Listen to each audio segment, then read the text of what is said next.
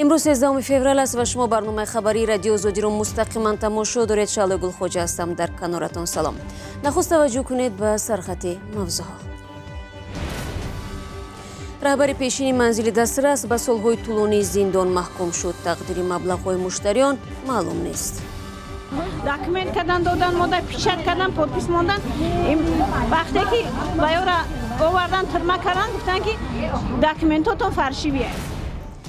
месенҷерҳо ба фоидаи мардум аммо бар зарари андоз. мақомоти тоҷик мехоҳанд аз ширкатҳои паёмрасонҳои интернетӣ андоз ситонанд. худшона ба қайд мегиранд, ихтиёран маблағҳоро ба буҷети ҷумҳурии Тоҷикистон андози аршивари дароза дорад пардохт мекунанд, чӣ хеле ки дар дигар давлатҳо пардохт шуда. аз ин ҷо монда ва аз он ҷо ронда таърихи қавми дунган аз чин ба қазоқистон паноҳ бурданду имрӯз маҷбур шуданд ба қирғизистон фирор кунанд. ما در اینجا نسل به نسل زندگی داریم و این گونه حادثه هیچگاه نبود. این غیر قابل توضیح است. نمیفهمم.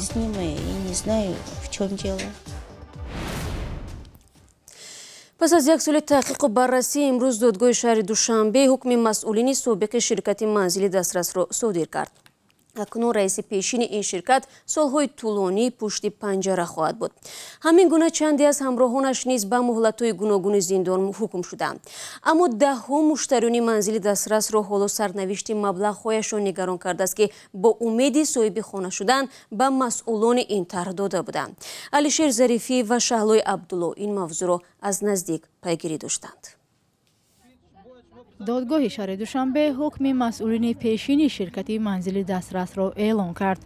نورالله نعیمов رئیس پیشین این شرکت با 21 سال و 5 تن از همراهان او متناسباً از 8 تا 16 سالی به زندان محکوم شدند.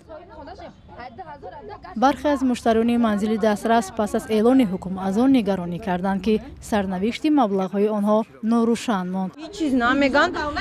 ما را رنگ احمق بارین کرده استین که شما وای نکردین. شما چی با باور کردین؟ او چی خیر؟ داکمنت کردن دادن ماده پیشت کردن پودپیس ماندن وقتی که بایورا آوردن ترمه کردن گفتن که داکمنتاتون فرشی بیاید. طبق قرار دادگاه رستم رجبов با 16 سال، خوجم قول رسولов 10 سال، مهینه رجبова و خورشید خوجاев 9 سالی و سخیداد علیев 8 سال از آزادی محروم نمود.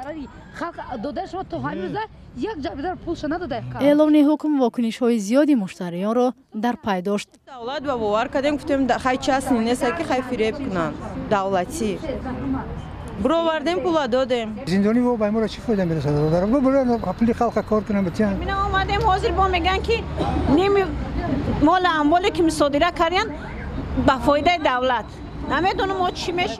بعضی از مشتریان دیگری جبر دیده امیدواری کردند که بر اساس قرار دادگاه مبلغ‌هایشان از حساب محکوم شده ها رویانیده می شود. ثبات عمل دولتی را برقرار کردن میشه یا خلق کردن میشه. البته سود میشه گفت نمیدونم چی میشه. در همین حال دادرسی پرونده گفت بجز نورالله نعیمов و خوجم قول رسولов نسبت 4 نفر دیگر قانون عفو تطبیق شده از 3/1 حصه حکمشان کم کرده شده است. نزدیکان و حمایتگران محکوم شده ها حاضر نشدند در رابطه با این پرونده صحبت نمایند. دادگاه اعلان نمود که مبلغ جبر دیده ها از محکوم شده ها رویانیده می شود و اجرایش این کار بر عهده خدمات اجرا واگذار شد. همچنین اموال نورالله نعیمов در حبس قرار داشته به فایده دولت مصادره خواهد شد. بازداشت نعیمов و همراهانش بر اساس شکایت مشتریان طرح منزلی دسترس صورت گرفته. بررسی این پرونده از 1 سال بیش به این طرف ادامه داشت. ساختمان خانه‌های منزلی دسترس در دوشنبه سال 2013 آغاز شده قرار بود ماه سپتامبر سال 2015 نخستین صاحبان خود را پیدا نمایند. اما سال 2017 این شرکت مفلس و بعداً راهبر آن همراه با چند تن دیگر با جرم قلابی بازداشت شدند. باید گفتم همکاران ما با اشتراکچیان این محکمه دادگاهی از جمله وکیلان دفاع در تماس هستند و شاید موقع آنها نسبت به حکم واضح گردد. ولی باز هم مسئله که ناروشن باقی میماند مبلغ‌های مشتریان طرح منزلی دسترس است. мақомоти андози тоҷикистон мегӯянд бо айби месенҷерҳои интернетӣ дар ним соли гузашта ширкатҳои мобилӣ андози кам супурданд. Ин ниҳод дар фикри андозситонӣ аз намояндагиҳои паёмрасонҳо шудааст. муштариён дар тоҷикистон аз он нигаронанд ки агар ин иқдом роҳ андозӣ шавад, боз ҳам зарбае ба киссаи онҳо хоҳад буд. вале масъулон мегӯянд дар сурати истонидани андоз маблағ бевосита аз даромади ширкатҳои паёмрасон гирифта мешавад. идомаи мавзӯъ аз Сарвинози Рӯҳулло ва Таҳмина Ҳакимова. Кумитаи андози Тоҷикистон гуфт, бояд моликони месенҷерҳо ба ин кишвар андоз супоранд. ин талош ба ин хотир будааст ки афзоиши истифода аз месенҷерҳо дар кишвар даромади ширкатҳои мобилиро кам кардааст. аз хизматрасонӣ давра ба давра аслан аз соли 2015 аз хизматрасонӣ фарз кунем ки овози ба хизматрасонӣ дигар шакли хизматрасонӣ гузашта шуданд ва ин манбаъо дар ҷумҳурии мо қариб ба танзим дароварда намешавад. аз ин манбаъо мо маблағи ночиз мегирем. Нусратулло Давлатзода раиси кумитаи андоз гуфт, дар ним соли ахир пардохти андоз аз сӯи ширкатҳои мобилӣ 432 миллион сомонӣ кам шудааст. ӯ аз таҷрибаи Русия мисол овард ки моликони ширкатҳои паёмрасон ба буҷаи ин кишвар андоз аз арзиши иловашуда мепардозанд ки ин чиз дар Тоҷикистон вуҷуд надорад. агар дар қонунгузорӣ мо пешбинӣ шавад, мо ина ҷорӣ карда битонем ва ё ихтиёран худшонро ба қайд мегиранд, ихтиёран маблағҳоро ба буҷети ҷумҳурии Тоҷикистон андози аршивари дароза дорад пардохт мекунанд, чӣ хеле ки дар дигар давлатҳо пардохт шуда.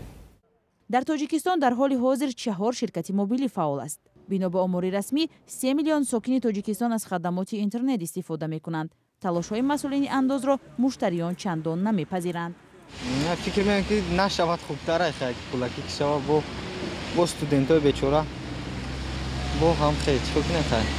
як вақт гуфтам мешава бо нашид хеле ки ба ҳисоби мақомоти Тоҷикистон, агар дар соли 2015 сокинони кишвар бо хориҷа 3.5 миллиард дақиқа суҳбати телефонӣ доштанд, ин рақам дар соли 2019 беш аз 700 миллион дақиқа кам шудааст. чун 4 соли ахир ин суҳбатҳо аксаран тавассути месенҷерҳо анҷом мешавад ки бо харҷи камтар гуфтугӯи бемаҳдудро фароҳам меорад. имошам интернет ҳам истифода мебарам. Бо ки суҳбат мекунед? бисёртар бо ки суҳбат мекунед? бачам кади хештаҳоро кади радуриё кади.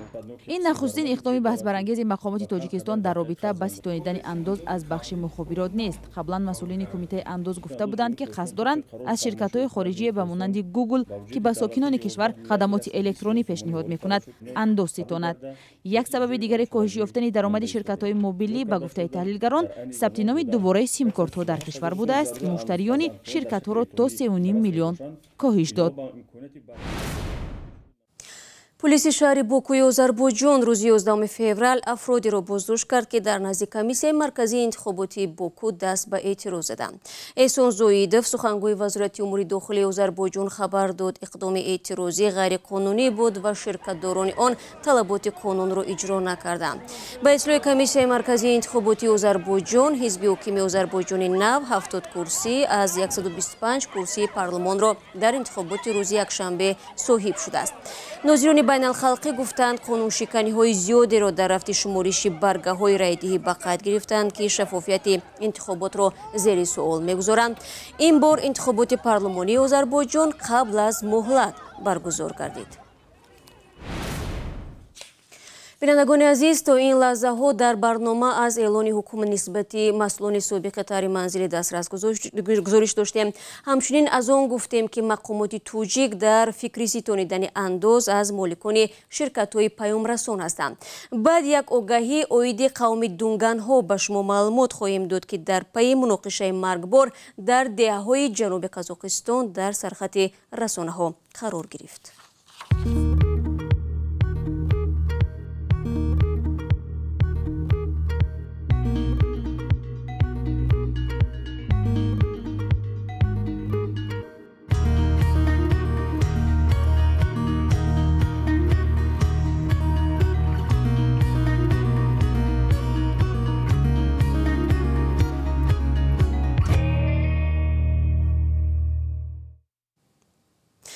тавре ҳам гуфтам гузориши навбатии мо дар бораи паноҳандагони дунган дар осиёи марказӣ аст ки дар асри 19 аз чин ба ин минтақа омаданд.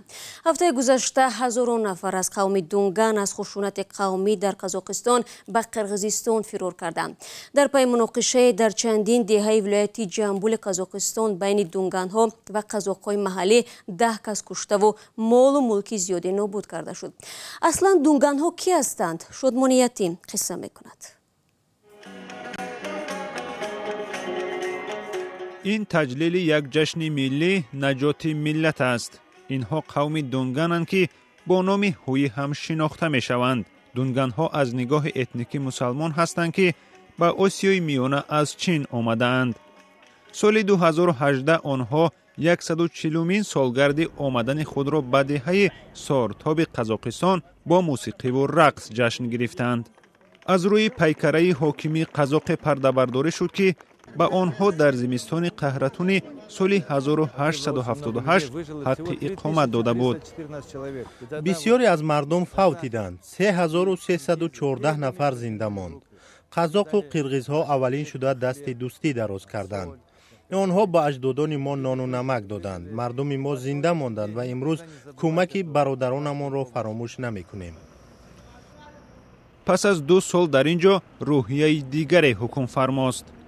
ин вайронаҳо дар наздикии деҳаи масанче ҳудуди 5 километр поини роҳ аст. дар низои 7 феврал миёни қазоқҳо ва дунганҳо 10 нафар кушта шуданд. мақомот мегӯянд ҳодиса эҳтимолан дар пайи нофаҳмие дар роҳ рух додааст ва наворҳои дар шабакаҳо нашр шуда хашми сокинонро овардаанд. ҳазорҳо дунган ба қирғизистону ҳамсоя гурехтанд. бори нахуст буд ки мо чунин ҳолатеро таҷриба мекардем. мо дар ин ҷо насл ба насл зиндагӣ дорем ва ин гуна ҳодиса ҳеҷ гоҳ набуд. ин ғайри қобили тавзеҳ аст. намефаҳмам. дунганҳо миёнаҳои солҳои 1862 ва 1877 баъд аз шӯриши номуваффақ алайҳи императори чин гурехтанд. садҳо ҳазор тайғ задухурдҳо қатли ом ва қаҳтӣ дар ғарби чин фавтиданд ва ё ба дигар минтақаи империяи чин ба дарға шудаанд. бархе аз онҳо ба Русияи подшоҳӣ фирор карданд ки алон қаламрави қирғизистону қазоқистони имрӯза мебошад. мисли қазоқу қирғизҳо аксари онҳо мусалмони сунни мазҳабанд. замони шӯравӣ ин ҷамъият дар иҷрои маросимҳои динияшон маҳдудият доштанд. он замон дар деҳаи мо ягон масҷиди расмӣ набуд.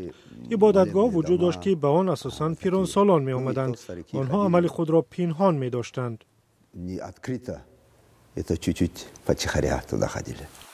дар қаламрави собиқ шӯравӣ тахминан 120 000 намояндаи қавми дунган ба сар мебаранд ки асосан дар ду ҷониби марзи қирғизистону қазоқистонанд.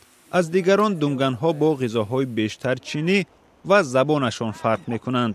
дунганҳо бо яке аз лаҳҷаҳои мандаринӣ ҳарф мезананд. дар он истилоҳи арабӣ, форсӣ ва туркӣ зиёд мушоҳида мешавад.